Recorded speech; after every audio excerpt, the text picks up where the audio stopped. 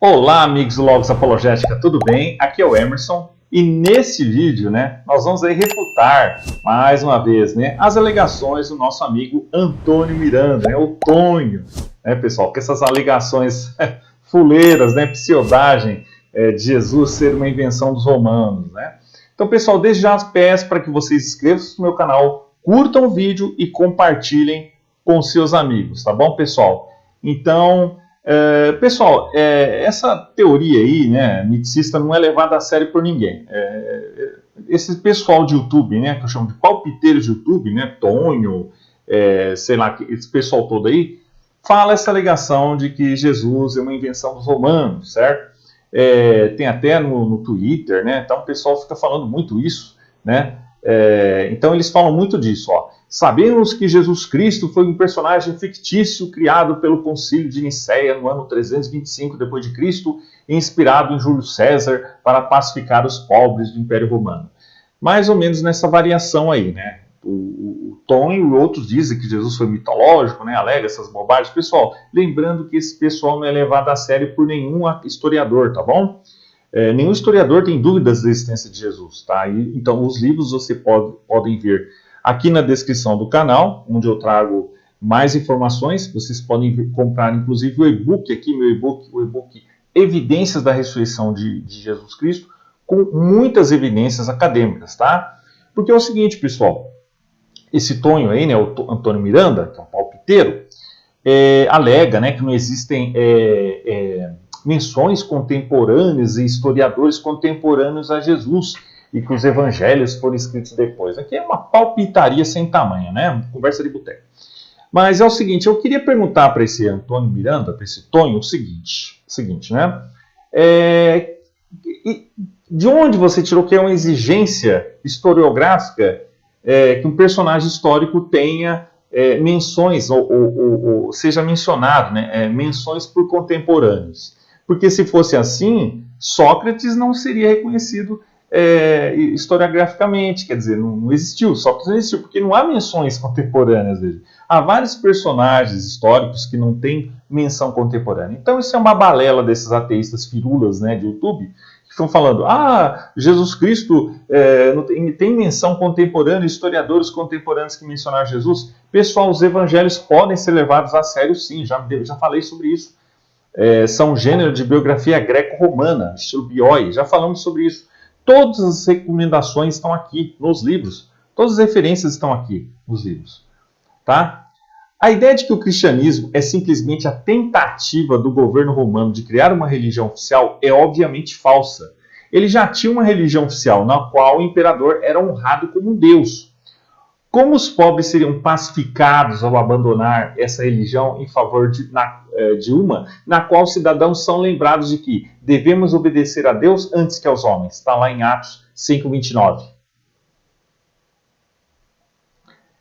Mas essa é apenas a primeira de muitas das que poderíamos chamar de alegações históricas criativas, do Tonho, desses ateístas, Por exemplo, ele escreve que, com toda certeza, Agostinho inseriu o nascimento virginal, Jesus como Deus, a Santíssima Trindade, o pecado original, a conversão forçada e as guerras santas, todas as quais foram adotadas em Nicéia. Tudo isso é completamente impossível, já que Agostinho nasceu em 13 de novembro de 354, bem depois de Nicéia. Na verdade, toda a sua teoria sobre as origens do cristianismo é refutada por uma massa de evidências antigas. Eu escrevi sobre as crenças dos cristãos que viveram antes do ano 200, então posso atestar que A. Eles existiram, B. Eles adoravam Jesus, e C. Nós temos seus próprios testemunhos desse fato, de seus próprios escritos, muito antes da legalização do cristianismo. Mas mesmo que você não saiba nada sobre a história cristã primitiva, espero que as alegações históricas desses ateístas aí lhe pareçam estranhas. O primeiro concílio de Nicéia, afinal, foi uma reunião de bispos cristãos de todo o império. Mas como isso poderia ser se não houvesse cristianismo e, portanto, nenhum bispo? Então, o Tonho aí e outros continuam explicando que os evangelhos foram escritos pelos romanos e é por isso que os romanos têm cheiro tão doce nos evangelhos. Para aqueles que nunca leram a Bíblia ou mesmo assistiram a Paixão de Cristo, etc., a história começa com o nascimento de Jesus, momento em que o rei Herodes busca matá-lo, ao saber que Jesus está sendo chamado de Rei dos Judeus, Mateus 2:2. O contraste é óbvio. Herodes é um fantoche romano e seu pai era um edomita, não da linhagem davídica, que garantiu o trono por meio de seus laços políticos com Júlio César. Jesus é o verdadeiro Rei dos Judeus, predito em todas as escrituras judaicas. Da mesma forma, Marcos começa sua narrativa da vida de Jesus chamando-a de o Evangelho de Jesus Cristo, o Filho de Deus. Marcos 1:1. Prestem bem atenção nisso que eu vou falar, pessoal. Essa informação aqui é muito importante. Como explica o Dr. Christopher Hodgins, da Universidade da Carolina do Norte, Greensboro? Esta declaração, aparentemente direta, é mais complexa do que parece. Ela não apenas anuncia um começo, mas se apropria e reaproveita uma forma de adoração ao imperador romano.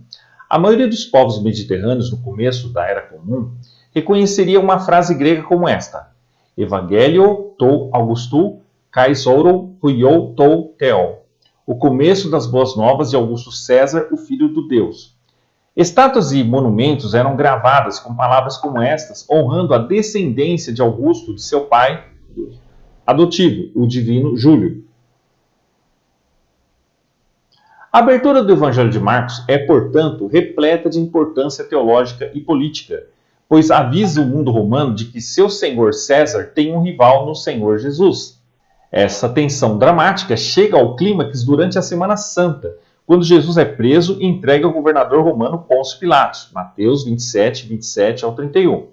É verdade que Pôncio Pilatos parece acreditar que Jesus é inocente de qualquer crime, mas isso dificilmente é um crédito para ele. Pelo contrário, ele é indiferente à verdade e à justiça, a famosa pergunta o que é a verdade, em João 18:38, e preocupado apenas com o que é politicamente conveniente. Nesse caso, apaziguar a multidão sanguinária reunida diante dele.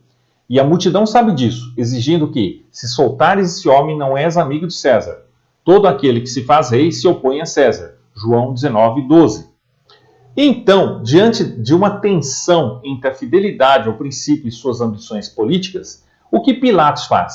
Ele manda executar Jesus, um homem que ele acredita ser inocente, nas palavras de Mateus 27:31. Então, os soldados do governador levaram Jesus ao pretório e reuniram todo o batalhão diante dele. O despiram e vestiram um manto escarlate sobre ele, tecendo uma coroa de espinhos, puseram-na em sua cabeça e puseram uma cana em sua mão direita. E ajoelhando-se diante dele, zombavam dele, dizendo: Salve, Rei dos Judeus! E cuspiram nele, e pegaram a cana e bateram em sua cabeça. E depois de terem zombado dele, despiram-no do manto e vestiram suas próprias roupas, e o levaram para crucificá-lo. Pilatos até mesmo colocou uma inscrição zombeteira acima do Jesus moribundo, declarando Jesus de Nazaré o Rei dos Judeus, João 19:19. E ainda assim, de acordo com esses ateístas, os romanos cheiram tão bem nos evangelhos, que a única explicação é que o governo romano inventou toda a história como propaganda pró-governo. Então vocês podem ver, pessoal, como é bizarra e absurda essa alegação aí do Antônio Miranda, do Tonho, de outros palpiteiros de YouTube. Aí, tá bom, pessoal? E tudo isso está refutado aqui nos livros e no e-book que eu tenho aqui na descrição. Tá bom, pessoal? Então é isso aí, um abraço e até mais.